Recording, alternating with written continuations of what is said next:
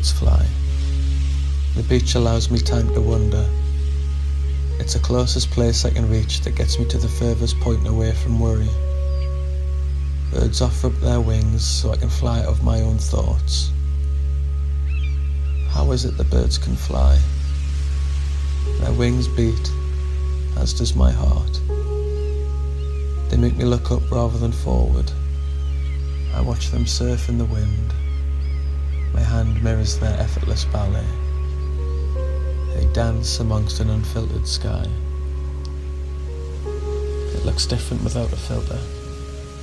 Softer, less blue, but with each breath more beautiful. I escape the four walls I so blindly allowed to become my prison.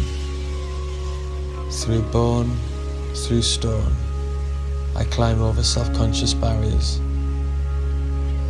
With the birds I fly into pointless wonderment, aimlessly walking into a heightened sense of being. I can smell the sea,